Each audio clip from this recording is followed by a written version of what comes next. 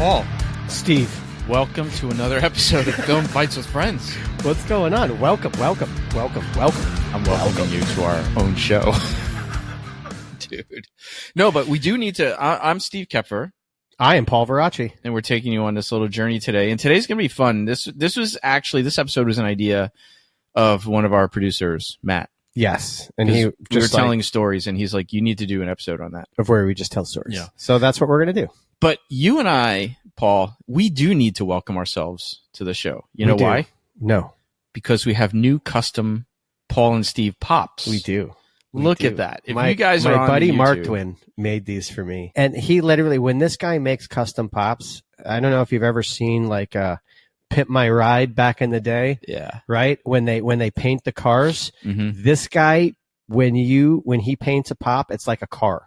Yeah. So he goes into a shop. It's like there's tape everywhere, the fucking airbrush. Like, yeah, this is no joke. Yo, if you guys want to see some really cool close-up pics of our pops, go to our social media, Instagram. He's got all the details on all my patches on my jacket. Like He's got my Star Trek, my Klingon baseball hat. The Wu-Tang symbol. He's got the Wu-Tang on the back. And this guy does such incredible work. So we have our season 2 custom Paul and Steve pops. I'll hold mine up to the camera and you talk, Paul, so we don't have dead silence while I'm stepping away from the mic. So basically we had our other pops, one I had made for Steve for birthday or Christmas or whatever, that I had someone make. And I just really wanted, some custom ones for the show. So during the off season, I secretly had these made. And the box, go to our Instagram really and look at the box, because we have our own Film Fights with Friends box. Mm-hmm. And isn't this the first pair box that he did? Yes. So he normally does lots of singles, but this is the first double custom. Yeah. First 2-pack he's done. So yeah, definitely 2-pack. freaking cool. 2-pack. Yeah. Yo, dude. So that was great. It was a great surprise that you made. And so we do have to welcome ourselves to the show. Season 2. Guys. Before we get into this episode is going to be like notorious shit show stories or just crazy stories, kind of weird in the business, crazy things that can happen. Just stuff that's happened to us. Yeah. As we've made our way through this. Yeah. We got 3 very specific stories we're going to share. Before we do that, we need to thank everybody who engages us on social media and YouTube and all that kind of stuff. Patreon fans. But dude, so the listeners know we batch all these episodes ahead of time. Mm-hmm. So as we're recording this episode, which is episode 7, yes, the Riley Stearns episode just aired yesterday for the first time. Mm-hmm. And the whole time, all week, pumping up this show, leading up to the Riley Stearns Art of Self-Defense episode, we've had so much fucking engagement from you guys on Instagram. You're all fucking killers.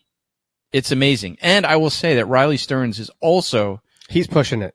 Amazing, because he's out there pushing the episode. He's out there pushing it, which is really, really great to see. Dude, and so like in the past, we've read comments from our commenters, but the fact that we're having so much engagement now, we're just going to kind of shout out the folks who gave us more than just an emoji. Mm-hmm. You know what I mean? Mm-hmm. We got a lot of fire emojis and shit, but some people actually took the time to make some real comments.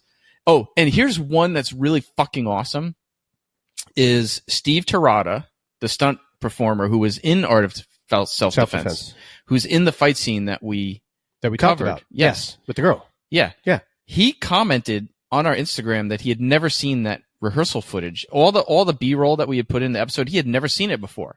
So he's like, I never saw that. He's like, this is awesome. That's great. So the actual guy that we were talking about on the show, we actually gave him something that he had never seen before. How cool is that? That's great. I fucking love that. Steve Tirada, you were awesome in that fight scene, by the way. One of the best things that I love is like when you're go to conventions and you do stuff and you talk to people. Yeah. Is that sometimes you do meet someone that you're a fan of and you have a little bit of knowledge or a little something on you that they've never had or never seen before. And their true genuine face of like, whoa, I've never, it's pretty amazing to see, and like knowing that we were able to do that was pretty awesome. It was pretty awesome. Yeah. So Steve, we love you. Thanks for commenting on there. Yeah. And sharing it too. He shared all the stories and everything. Oh, that's awesome. Mindy Thanks so Kelly, much, Mindy Kelly, the stunt coordinator, she's been sharing stuff, and it's been great. I forgot to silence my phone, which I will do in a minute. But and we just want to give a shout out to Keith Vargo, who is a writer and martial artist, and he is in Japan. He lives in Japan. Okay. And he commented, we're making the rounds. Oh yeah, I know Keith. I actually coached him at the World Combat Wrestling Championships in Japan. Oh, cool. But was a longtime writer for Black Belt. He's published books. He's fought himself. And he commented on the little bit that we shared from the Riley Stearns episode about the differences between actually fighting and grappling. Yes. Yeah. He appreciated that one. So thank you, Keith. And then just here's a bunch of other people who commented. Mr. Hilburn, Mike Clerk Music, Dominique Hill, 96. I love this fucking screen name coming up. Death Crab for Cutie. I love it, dude. And dude, I love Death Crab for Cutie. Yeah, Death Crab for Cutie. That was you get a shout out just for the cool Instagram handle. Death Crab's a fucking good band, dude. Yeah, man. That's great. I hope I'm saying this right. Alush 909, Nick Farco, and bless you. Koepfer Star. By the way, happy birthday, Koepfer Star. This is like 7 episodes later, but she mentioned on Instagram that the Riley Stearns episode was dropping on her birthday. Ah, happy birthday. I think it's a her, if I remember right. So happy birthday. Thanks for commenting on the stuff, and we love the engagement, guys. Not only because we like the recognition, right, but it keeps that magical formula in the algorithms. It gives us keeps stuff on people's. It gives cues. us a reason to keep on keeping on. Yeah, man. So Instagram, folks, you're awesome. If you don't follow us on Instagram out there, please do. Right? Yeah. We love the comments. As you see, we'll shout you out if you comment on YouTube, and if you give us a review. We really could use the reviews on Apple, Amazon, IMDb. Give us a review. You can't really review us on Spotify, but you can comment on Spotify. So, well, you can give us thumbs ups and stuff. Yeah, I mean, we'll take all those and, anywhere you get. But Apple, Apple and Apple and Amazon, you can specifically review us, and so we would love it if you did, and we will read your reviews, even if you say that we suck. Very true. And we are located in New York, so if you're a production and you're swinging through the city and you need a place to train your actors, you need a place to rent mats from. Yeah. We do all that stuff. We don't rent mats too much. Too much. Depends who's asking. You got to be special. Because we only have a few, and we use them. Yes. But we do rent our space if you want to come here and use the mats and train here, train your actors, audition folks here. You know, we're here right in Midtown, so hit us up. Any catch up before we get into talking about our shit show experiences? Any catch up. I mean, I feel like all the catch up I have is like future stuff. I have stuff coming down the road. I got jobs in August. I got jobs in fucking January. Nothing right now. Yeah. Oh, I have a little bit of cool news. I didn't even tell you this. You're learning it here first. So I get a call the other day. This is like, I thought it was spam. You know, like you get a phone call. I don't recognize the number. So I pick it up. Hello. And they're like, hey, is this Stephen Koepfer? I'm like, yes, it is. And they were You're like, fuck. I know.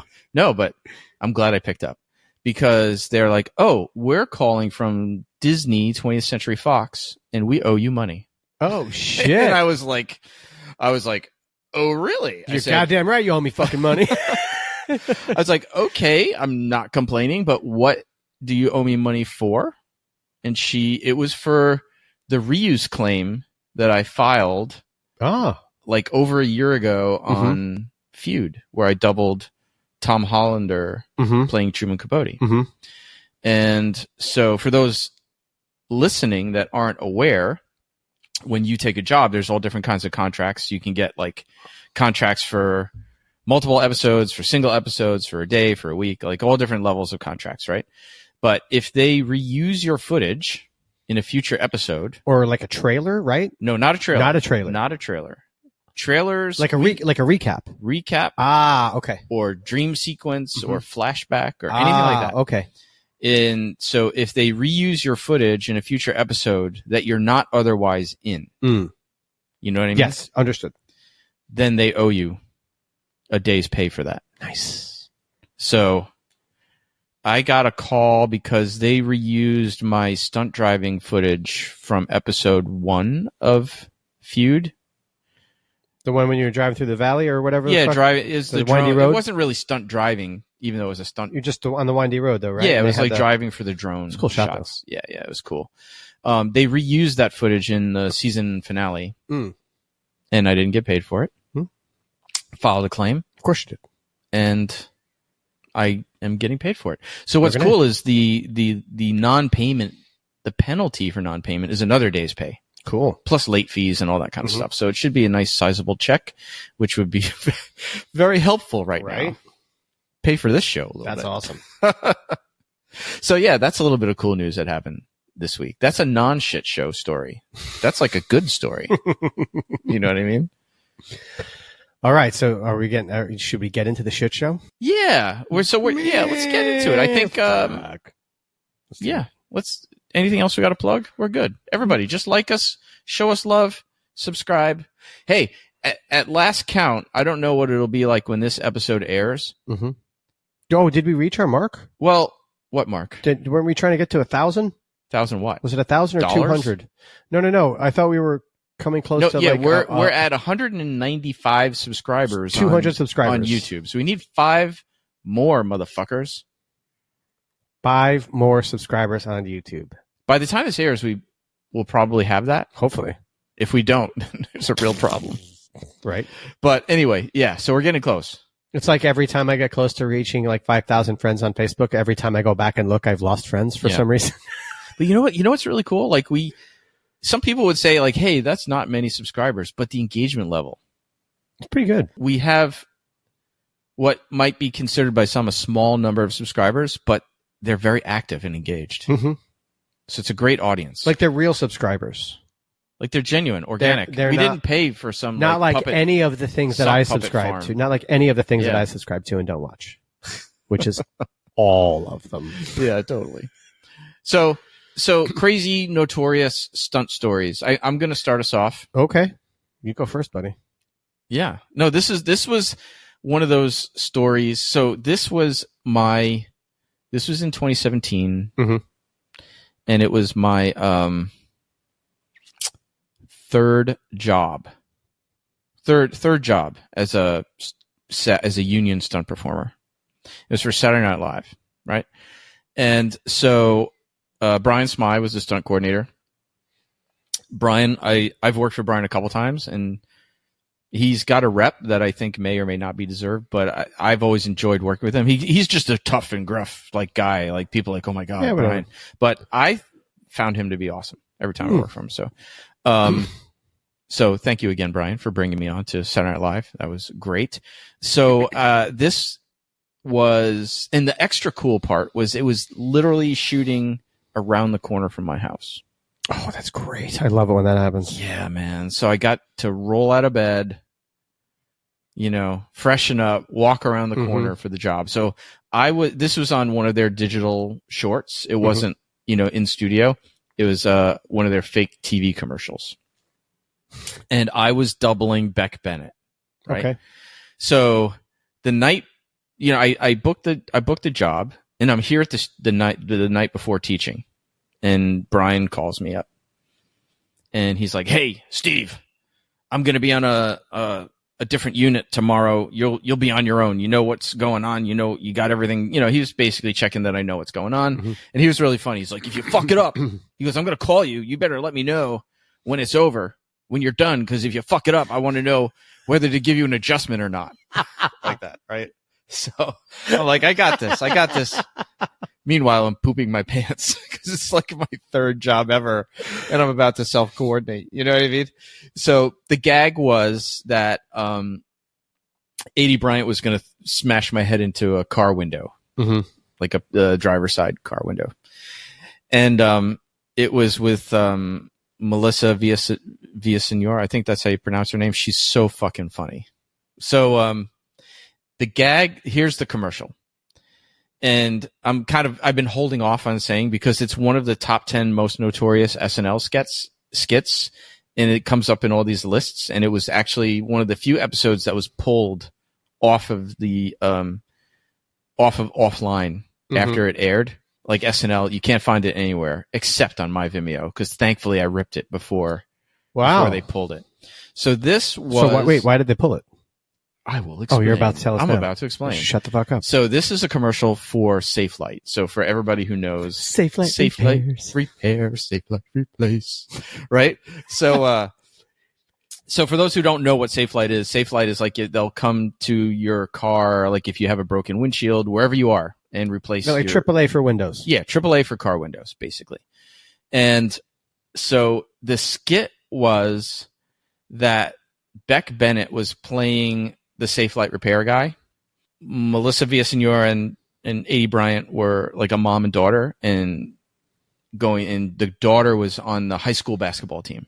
And basically it was about Beck Bennett stalking the daughter, like the adult stalking the daughter. So he shows up to the first time to replace their window, and he's like, "Hey, how'd the game go?" And he's talking, and he's like, so then they realize that after every baseball game, their windshield is cracked, and he has to come back again and again and again and fix it, and it gets really creepy. It gets really, really creepy, right? In a very stalkerish way. And Beck Bennett was so fucking funny in a creepy way. He was so awesome. So, but this was like at the very beginning of like sort of the hashtag Me Too. It was like a really bad timing movement for this skit, even though I think this skit is hysterical, and we're going to link it in the show notes. You guys can go watch it. But it's like they end up realizing that he's stalking the daughter, and then Adie Bryant slams his head into the car door and he falls to the floor, and then they drive away. So that was like my job, right? So I show up on set, and I'm in makeup. I'm getting everything done. I'll put pictures, I had shaved my head bald, and then they colored my, I had an Ahab type goatee, like just the beard, not the mustache. And I'm on set. And now remember, this is only my third ever job. And the director is like, or the first AD, I don't remember who was asking, but he was like, "Okay, where's Brian Smythe? We got to shoot the stunt." I'm like, all right, Brian's not here. Brian's not here. You got me. But it was great. We had a blast. There's so, I mean, it was like one of the most fun sets. What you would hope an SNL set would be. Yeah. Sure. Everybody laughing and just fucking having fun, whatever. And I was done, and we did the set and wrapped and went home, went back home right around the corner. It was a great day. That's awesome. And you walked home. I walked home. Oh, yeah. No falling asleep at the wheel for this guy. That's great. Right. So, you think it's awesome. It's awesome. So it airs on Saturday Night Live, and I'm like, "Oh, that was so funny, blah, blah, blah." Then all of a sudden, the Safelite company goes apeshit.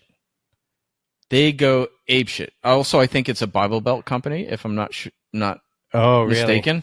But they go apeshit because fucking Mormons. Well, they just basically, Beck Bennett's character looked like the actual guy in the real Safelite commercial. Like they made him look like the actual guy. So Safelite makes this big public statement opposing this. This is so terrible. And so basically, Saturday Night Live hit the nail on the fucking head. They nailed it. And Safelite, rather than saying like, "Ha ha, you guys are so fucking funny," but they couldn't laugh at themselves. They went after Saturday Night Live. Right. I, like a lot of people, I posted on my Instagram a picture of me and Beck Bennett, on SNL. Like, that's what he looked like. That's what I look, the double picture, whatever. So I go on Instagram one day, and I've got these notifications. The fucking wife of the real Safelite guy, of the real salesman, came on to my fucking Instagram and tore me a new asshole. about how dare you slander this God-fearing good man, this stand-up man of the community, this, that, the other thing. And she starts shitting all over my fucking Instagram. Like how horrible I am. Like I'm a shit person for doing this. You know what I mean? I'm like, what the fuck? So, and then next thing you know, SNL pulled the skit from their YouTube. That's too funny. You cannot find it anywhere online, but it is today. To this date, it's my most viewed Vimeo video because I don't publicize my Vimeo. Right. That's just like, but it's the only place people can see that. It's my portfolios, and so that it's been linked in like all these articles, hilarious. like the most notorious SNL skits and all that kind of stuff. That's awesome. Yeah, so I have the dubious honor of having had a new asshole chewed out publicly on my Instagram by the fucking wife of the real Safe Flight guy. Wow, that's awesome. Yeah. What a cool, I would frame crazy experience. So there's my, there's a shit show for you. Wow, that's pretty crazy. A shit show experience. I don't know. It's not really a shit show, but it's just a bizarre. It's a great story. It's a bizarre experience. I mean, God, I don't even know where to go from there. I mean, that's pretty good. I guess I'll go with my day on the Punisher. This is what I'm going to say. I'm going to say, like, he's got a knife. I'm like, a lot of shit happened this one day. There were so many incidents. Yeah. That I guess, yeah, you would say it was a shit show. I'm like, where the fuck do I start? So this was the season two premiere, the bar fight, Punisher. Yes. And this was the whole bar fight scene when the guys were coming in there and they were trying to kidnap the girl, and then John got involved. That was an amazing fight scene, by the way. So this whole day was epic, by the way. It was an epic, by the way. It was not a shit show in any way of production aspect. No. Just in the things that happened on set were just ridiculously hilarious, including me hiding my fucking knee injury. Right.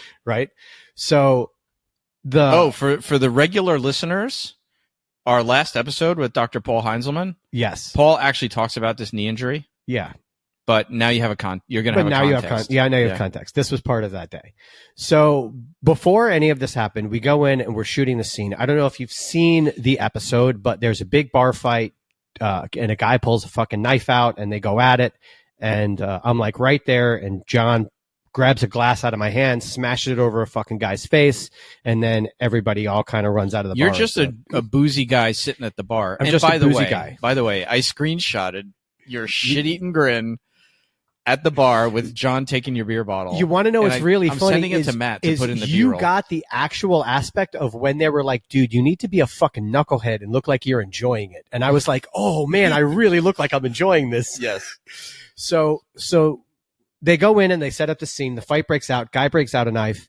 And, you know, for those of you who don't know, when they have a scene with a lot of background involved, they will bring in stunt people to be closest to the action and kind of be a bit of a barrier to keep the inexperienced, I'll just say it, inexperienced BG away from all of the talent, from talent and the things that are going on that could go wrong. And it could be to keep them away from the performer. Yep. It could be for example, I was on a scene in The Blacklist where the camera op had to go through a riot. Yeah. So all the rioters that were around the camera op were stunt guys. Yes. Like we're basically human shields for the people that we need to protect from background who sometimes get overly excited about their jobs. So sometimes when you're in these scenes, you're not actually the stunt guy who's doing the stunt or the fight with the actor. You're the one who's you're kind of protecting them, kind of in the background. Yeah. And so I'm the head background guy, and they shoot the scene, and I'm like, okay, this is what it is. So the fight breaks out, and I act like a knife fight broke out, and I'm a normal human being, and I act scared. Now, a little bit of context: I had worked security for John on this show for the previous season. John Bernthal for John, listeners. yes. Yeah. So the directors knew me, everybody knew me. So after they shoot it, they come out and they're laughing hysterically. And I'm like, what? And they're like, Paul, you look scared shitless. And I was like, well, knife fight just fucking broke out. And they're like, No. They're like, we need you to kind of be enjoying it. And John just looks at me and he goes, Paul, he goes, just be a fucking knucklehead, man. He goes, just be yourself. And I was like, okay, I got this. So that was the picture that you got of me just being like, the whole fight's going on and I'm watching everything and reacting like it's a UFC fight. Dude, you look like you're watching a UFC fight. And I just saw someone get clocked. Or like you look like you're watching the John Jones fight where his ankle broke and like the bone was sticking out. But I was kind of enjoying it. But you were like in a very sadistic way thinking it was cool. So that's what they had me do. And at one point in this scene, they shot it a couple of times. And then I don't know if you know this, but the BG tends to get really friendly with the fucking stunt people. And they always talk about how they want to be involved in stunts. It's just kind of, well, I don't want to be that guy, but it's kind of the reason why we don't really engage too much. Well, let's hit pause on this just for the listeners who may not be in the industry.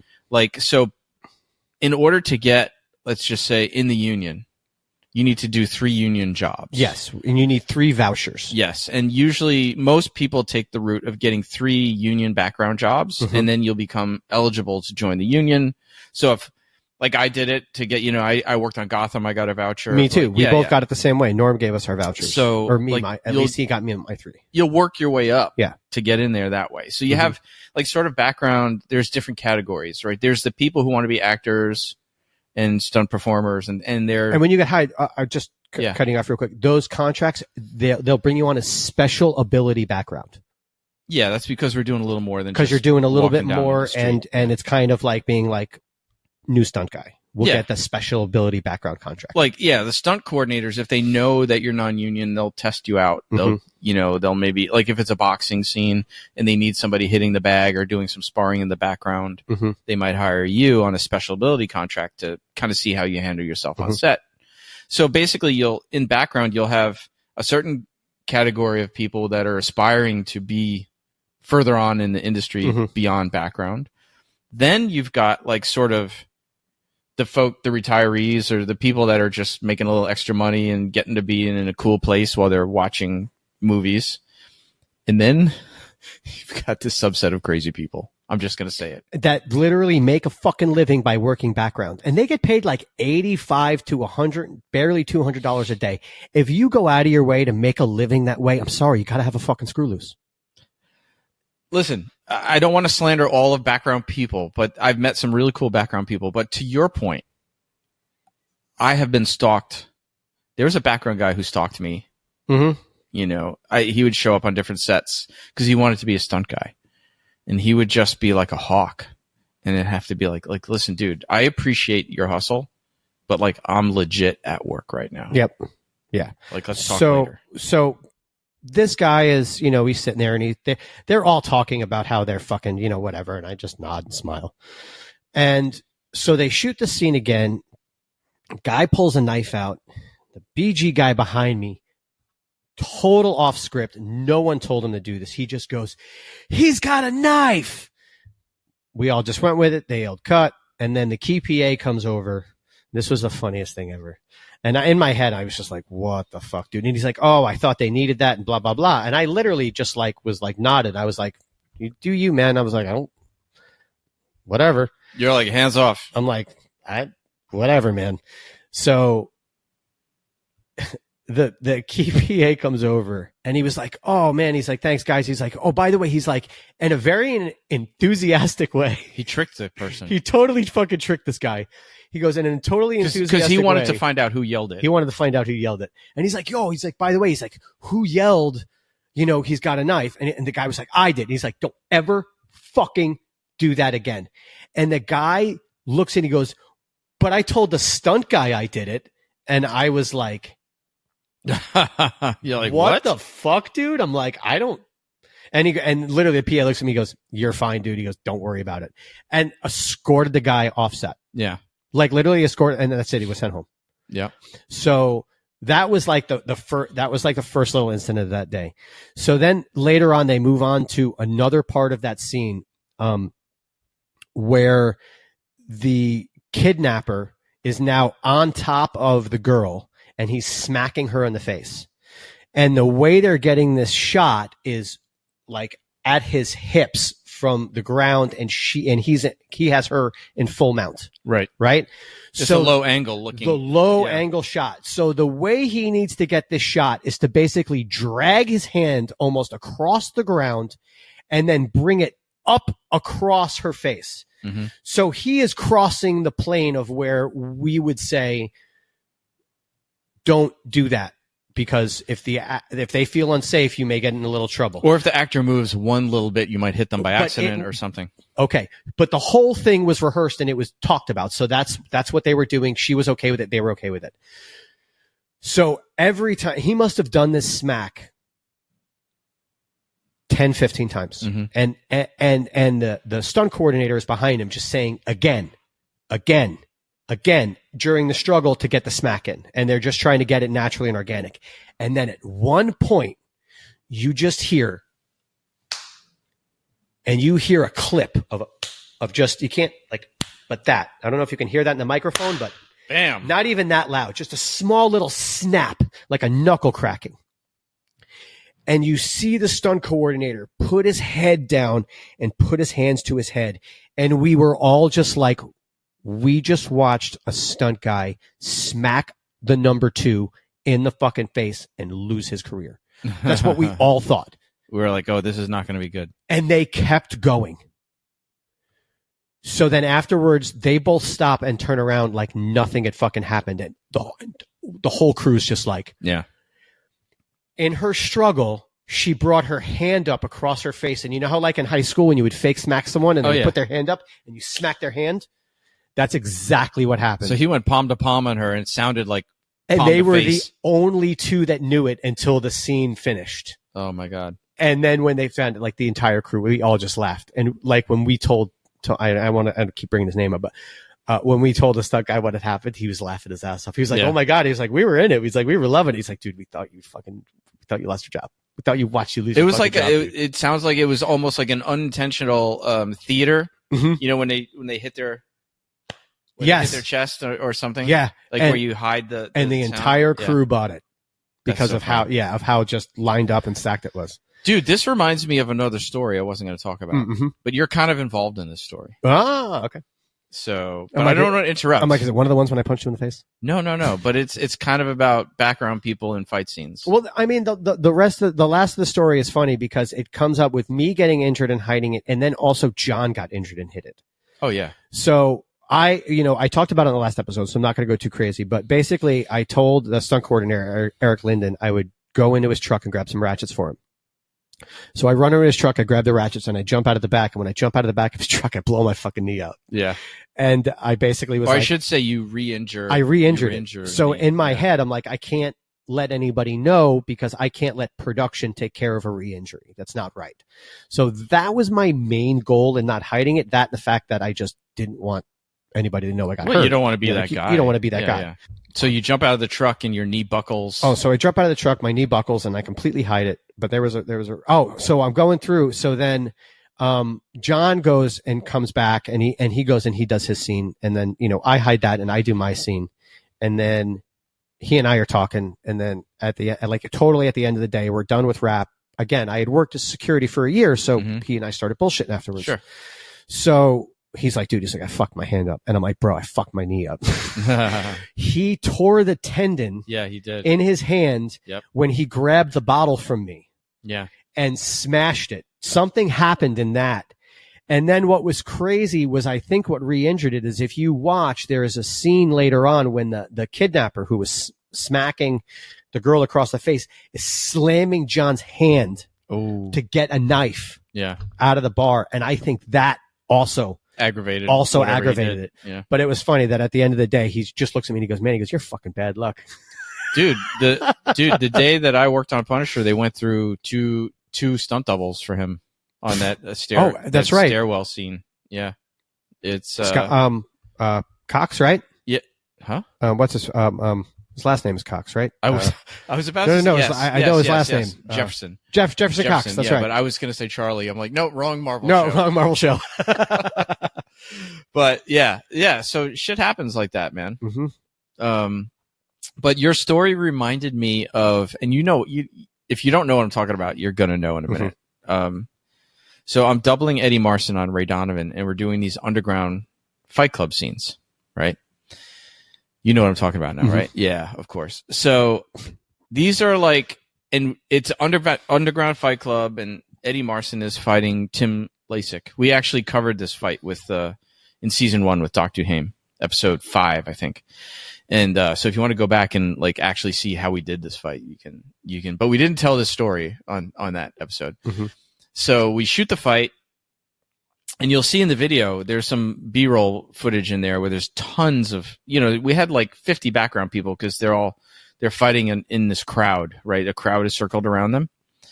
And when I was working on the show, I subscribed to all these hashtags on Instagram, like hashtag Ray Donovan, just so I could follow what people were saying about the show. One day I'm going through my thing and I get a notification. Oh, and so one of the background guys, and this was before everything aired. This is while we were still shooting the show.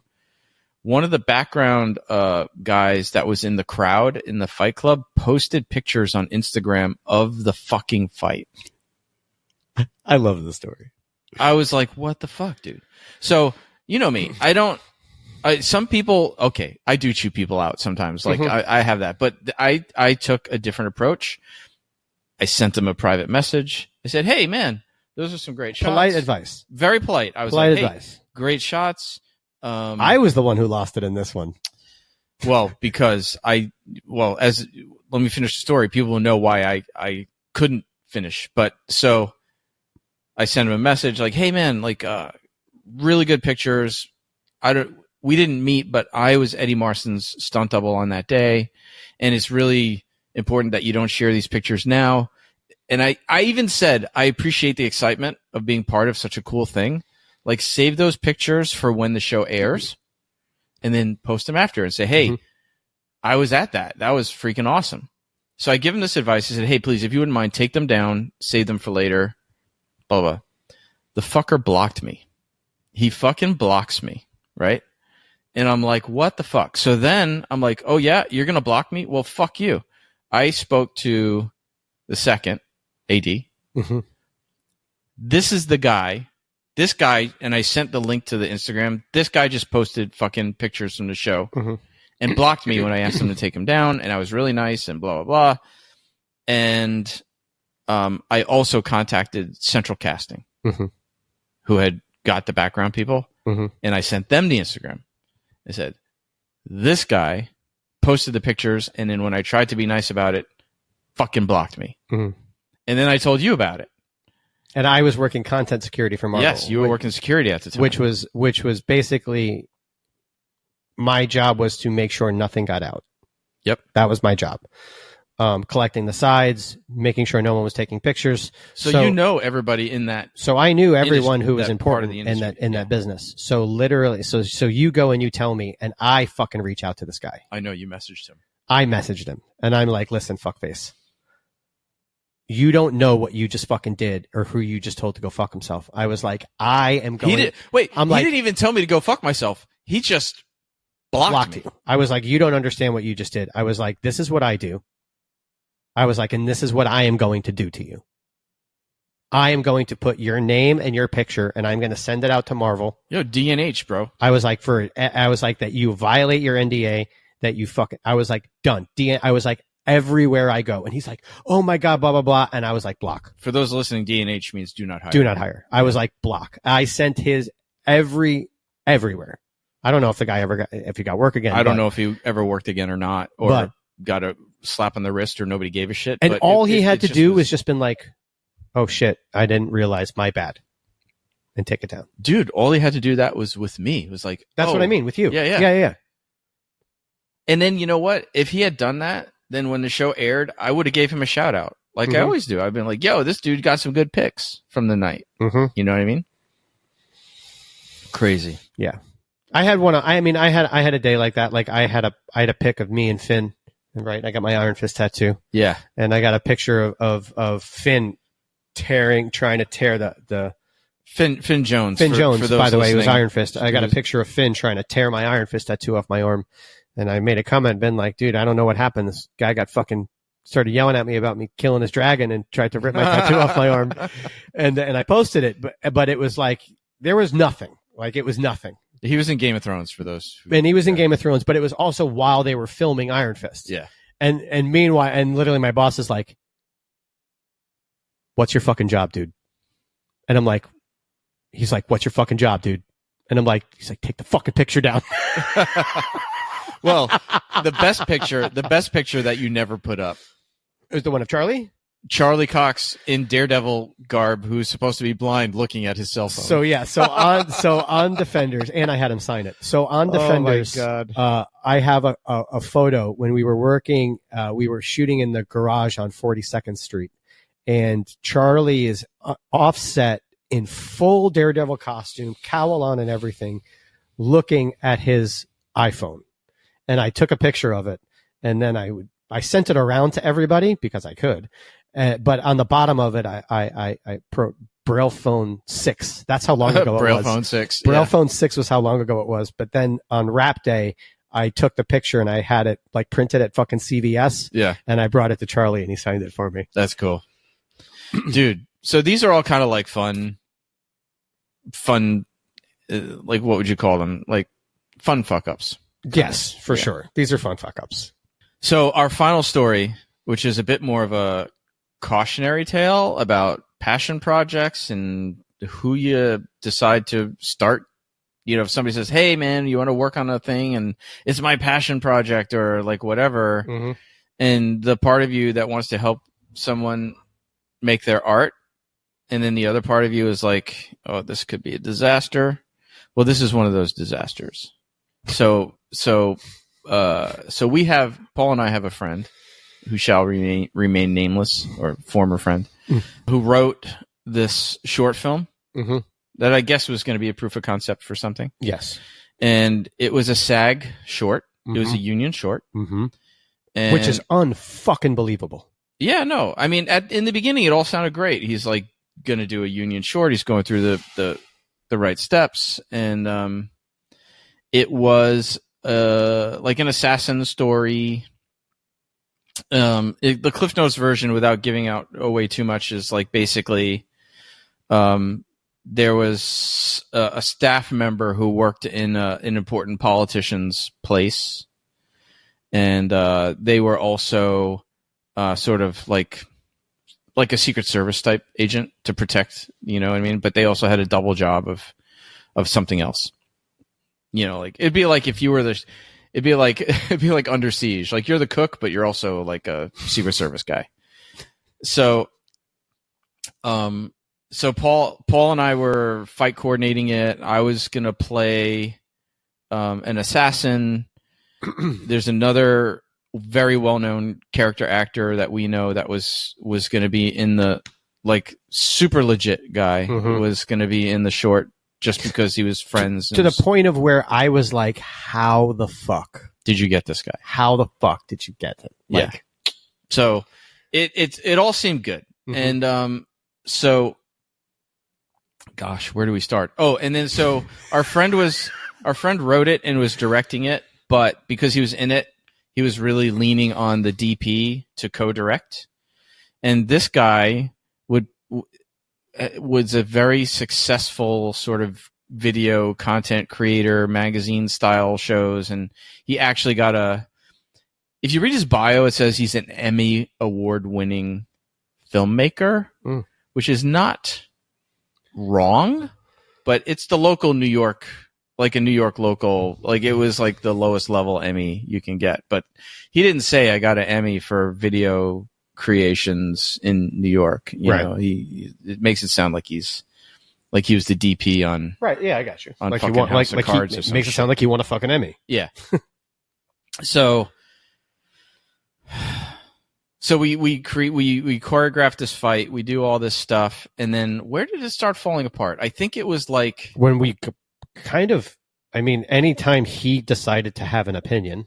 Well, no, the first couple of days, the first day of the shoot, it was like on set. No, but the first day went well. The day that you were on set for the fight scene did not go well. No, the day that we shot the scene with our friend, the actor, and we used my friend lent his physical therapy practice to double as a doctor's office. Yes. That went okay, except for that the DP was fucking like hours late. And we're all just sitting around, and it was hours late. And I was like, that's the first sign that this is not going to go well. Like 2 hours late. You know what I mean? And then once he got there, like, we shot well, everything went kind of well, done. Then we have to shoot this fight scene, right? Which is, the location was in an apartment. This guy's like sort of a 1-bedroom apartment. The guy was a porn camera op. Yeah, and he rented his place out to shoot porn. And a fight scene. Yeah, so we were not shooting the porn, by the way. Right. So, but, and this guy that he would like brag about all these porn stars that he knows. And I was like, who the fuck cares, dude? Like, I don't give a fuck. So we're in his apartment. We dressed the set for this fight scene. You were there. And then, remember, what was it that he had beef with the landlord over something? Like noise or some, I don't know what it was. Noise. Downstairs complaining, yeah, like or the people whatever. downstairs. So why, if that was the issue, if you were in a... Why would you rent your place out for a fucking fight scene? Exactly. So we start shooting the fight scene, and then he's like, it's too noisy, it's too noisy, it's too noisy. And this is like neurotic style freaking out. Yeah, he was legit freaking out. Like, this is not like, hey guys, blah, blah, blah. And this is neurotic style freaking out. And don't forget, it's not like he's the guy who just we're renting the apartment from and didn't realize. He's working on the film with us. No. It's not. He's not working on the film. No. The one who's sorry, that's right. He is a camera op, but he wasn't working. But he wasn't working on. He wasn't working on the film, but yeah, it kind of seemed like it was, because he was like, yes, there all the time, complaining and whining and talking about camera shit. But I mean, like, I don't care about what camera helps you get for the close shot of the. I don't care, dude. I really don't care. We're shooting this really great DP right now, so I'm going to switch to this lens. Like, no. Like, fuck. No, don't But care. anyway, and he was so, do you remember? He was not, I think the listeners right now are thinking that this dude was like some macho guy. No, this guy was 100% not straight. Let's just say that. Yes. Okay. So, I don't want to offend anybody with any descriptions. Let's just say he was not like the macho man who would be into shooting porn because he was into it. Right. Yeah. We shoot this fight scene. We're shooting it. He's complaining about the noise. And then finally he's kicks us out. In the middle of the scene, he kicks us out. You guys we can't. So we get kicked out of the location. And then we go to, I forget where it was, where we go to some warehouse in Brooklyn or some loft or something. And we're sitting around waiting to reshoot this fight scene in some other place that he managed to, that the DP co-director managed, the Emmy-winning guy managed to scrounge up. And our buddy, yes, legit buddy, is still with us. He's with us the whole time. He's still with us the whole time. And he's the captain. And of the ship. we're not bringing this up because he was asked to not be involved in this in any way, shape, or form at some point, I believe. Say that again? Didn't he say that he's like, I don't? No, he's the one. Well, we'll get to that. I think I know what you're talking about. More to come. But, so the thing that we were bitching about with this person on set that day was that he wasn't putting his foot down as the leader of this operation that was spiraling out of control. Yes. Like, he had no leadership ability. No, whatsoever. none at all. So we end up in this loft where we're going to reshoot the fight scene in a new apartment. The DP never shows up for whatever reason. We end up not shooting the fight scene at all that day. It was an entirely wasted day. I remember you and I were like, how the fuck do we get out of this? This is just a disaster. And how we got out of it was our friend contacts us like some point after that, right, and says, "I lost my backpack with all your SAG, with everybody's SAG paperwork in it, all our contracts, all our start paperwork." Which, for those in the industry, know that it includes our social security numbers, our passport stuff, all that information. He lost it. Couldn't find it. And then our seasoned actor that we couldn't believe was working on this quit. He's like, screw this. This is a shit show. Yep. He's like, fuck you guys. And he quit. And then shortly after, we quit. And then we thought it was over. And then, no. It's not over, because years later, I get a ping on my IMDb. I'm checking my IMDb and there's a new credit, and I'm like, what the hell is this? And I had a conversation with the DP because he wanted to use what footage we had and create some kind of music video or something with it. And I was like, no, that was all shot for a SAG production that collapsed on a SAG contract. You cannot repurpose that footage for some other passion project of yours, for some fucking music video or whatever. And we had a big argument about it, and then it kind of like disappeared for a while. And then literally like 2 years ago or a year ago, it comes up on my IMDb, a credit for this music video. And it's fucking out there. Dude, it's fucking out there. He repurposed all the footage for this, and it's on YouTube, and it's on, like, so I filed a claim, and like a copyright infringement. Like, the thing is like, when you report a video, there's not really a thing for like a contract violation, right? It's just like copyright infringement, scam, forgery, like, there's all these things, like, but nothing that fit. So I kept trying to find a way to describe. So anyway, my claims to YouTube failed. And then I did the same thing with IMDb. I reported it. I was like, this is a violation of a contract. Like, this is repurposed footage that he's not allowed to reuse because it's not for the production that it was originally shot for. And then they didn't overturn it. So it's just out there.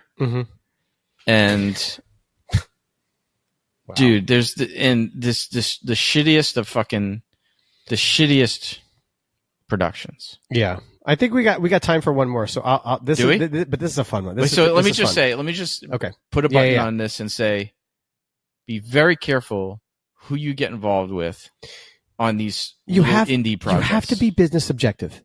You have to be objective over the people you work with. You can work with your best fucking friend, but know that your best fucking friend is a jerk off in business. That's okay. Why did I say yes to doing this podcast? I mean, no, first of all, I said yes to you, fuckhead. That's true. I asked you to do this. You asked me. And the first thing I was like, are you fucking sure? No, you said, you want to spend more time with me? You want to spend more fucking time with me? Like, what the fuck, dude? All right. So one more story. You got a story that but I was walking on this one, and I wouldn't say it was a shit show, but it was like a what the fuck? Yeah. So I was, and I'll say the show. So I'm going out, and I got called out to go to Virginia to work on The Walking Dead and be a zombie. Right? Fucking the greatest, most awesome experience of my life. And this fuck up included another day of the greatest, most awesome experience of my life because this happened. Right. So I go there, I show up. My first time ever being in a makeup chair, right? And I'm in it for like 4.5 hours. And you know me, I love makeup. I love all that shit. So I loved every fucking second of it. The makeup people love that I love being in the chair, and I was cool with it. We shoot the whole entire day. I had to walk into the Jamestown River in Virginia and fall face first. And then they had a drone shooting over the top, and I was getting put. It was fucking awesome. So I did the whole day. Everything was great. Getting sent home. Oh, I remember this story. So I was like, okay, everybody was happy. And then I'm sitting in my hotel room. I'm packing up all my shit, and I get a phone call. And they're like, hey, we need you to stay. And I was like, fuck, okay. And they're like, we can't find they just lost the drone footage. So they had to pay me to stay and all the people that were all of the people to literally shoot a drone shot. Yep. Like, it took 15 minutes. Yep. To shoot. Not to set up, not to do everything, because, again, you're setting up a drone shot. You got a bunch of zombies walking after a fucking boat. The actors are getting in the boat, jumping in the boat, and all going out, and they lost. So I don't know what happened. They lost all the footage. The time it took to get everybody back and to reapply all the makeup and all that stuff for like a 10 or 15 It was the whole next day. The whole next day was the beginning of it was just now dedicated to re-get that drone shot. Yeah. And what was crazy was that when I watched the episode, it's the final shot. I mean, it's a cool shot. You get to see me falling in the river, and then the drone pulls out, and the boat goes away. But like an SD card, a memory card. How do you? They just gone. Forgot to hit the on-off button, dude. And how expensive was that? Oh yeah. Like, how expensive was that? Yeah. That they wouldn't cut it. That it was that important. $250,000 maybe. Yeah, that they didn't cut it. Yeah. Right. That they just didn't even cut it. Oh man, wow, that was good. So that's like my holy fucking shit. Yeah. But at the same time, for me, it was great because I'm saying that's a happy accident. It was a happy accident. I love the accident. Yeah, so, yeah, totally. But I'm sure I was the only person who was really happy about it. No, everybody else was probably like, well, all the other stunt people were happy. Who's the fucking drone operator? I mean, who knows what it could have been though? Because like the drone operator could have been, but it could have been the person that was getting the feed and recording it. I don't. Who the fuck knows? Who knows the trickle down theory of where the blame landed? Yep. But fuck, that sucked to be that guy. Yeah, but you got another day's work. I did, and I loved every second. That's of it. cool. I don't know. Have you ever been in the makeup chair for a while? Yeah, I was in there for about 4 hours for Ray, right? For Ray Donovan. For Ray Donovan, I love being in the makeup chair, man. I love it, especially like because we've talked about it before. I think where the makeup trailer is really the hub of all the information and the gossip and they know. Also very true. They know everything that's going on. Mm-hmm. So like if you're on set and you're not sure really they know everything. FX and makeup. Yep. Yeah, and wardrobe. Mm-hmm. We've talked about it. You show up to wardrobe and they know what you're doing before you know what you're doing. We love the HMU people. They're awesome. They're my favorites. Yeah. They're very, very I don't think I've sat in a HMU chair with anybody, and that's hair makeup for the people listening. HMU is hair makeup I've always had a great time. Oh, even when I was COVID, like even my staff, I'm like, don't fuck with HMU. Man. Yeah. I'm like, cool. Be nice to them. So I think we're about the end of our stories, right? We are. I mean, that was. I mean, I have more, but I feel like I should save them for future. I feel stuff. but let's. I have the whole fucking Bollywood shoot. Save that. I mean, no. I mean, we've already talked about it, but there's so much more that happened on that set. I mean, I know. Holy shit. Well, I have the Nosferatu shoot. That's hilarious. Which is also funny. That's my favorite. But if you, all right, so here's the deal. Like if you I will. Let's do this, dude. Fuck it, dude. I'm looking at the clock. No. This is if you guys want to hear the Bollywood and the Nosferatu stories, you have to comment on this episode. Ah, okay. You have to ask us. Say please. And we will tell the Nosferatu and the Bollywood stories. Oh shit, that's funny. But we're not going to give it away. Or you know what we should do? We should, record. Maybe we could tell them, but only for the Patreon members. Oh, we'll talk after. That'll work. Now we're just going to find out if people care. Nobody cares. Cool. Yo, man, great episode. I love telling these stories, sharing stories. Right. Yo, and if you out there listening have a good story of your own, tell us. Send us an email with a cool set story. Oh, well, oh my God, we would totally. We will read it. Read it. You know what? If it's good enough, story, we'll do a short little clip, and we'll do a mini episode. Send us a video, 3 minutes or less, telling a funny set story.